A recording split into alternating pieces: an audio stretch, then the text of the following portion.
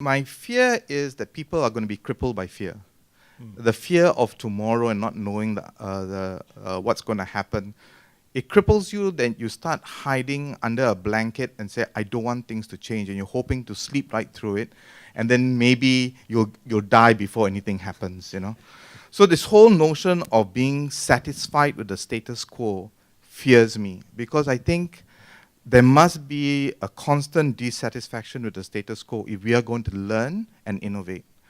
And when I start thinking about that, my big fear, a corollary to that would be that is our education system preparing our children for the future in a way that makes them more nimble or resilient to the changes to come. And to me, that is the fear, that we are crippled by fear, that we actually don't want things to change, and then things does and we're not ready. So Damien, are you teaching the children well? Okay. Now, I am a father, I am a teacher, I am a researcher. Not necessarily in that order. But the implication of what Sanjay was saying, for myself, for my children, and for the collective, because we are training the next generation, that fear is real with me every day. Right?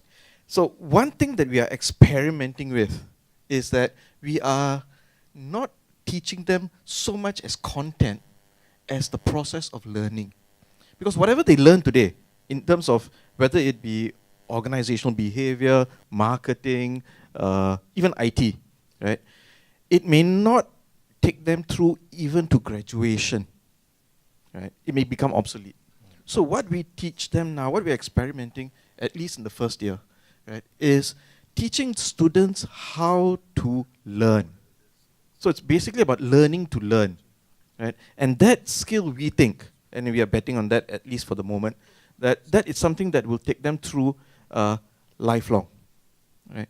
So in that sense, that's what keeps me awake, whether what we are doing now actually works, because we don't know, right? When will you know? When the students come back and tell us, or probably never. Oh dear. Right? So the great unknown. Okay. But I suspect after 1-2 technology cycles, when we see them still being productive, right, it gives us some indication that we were on the right track.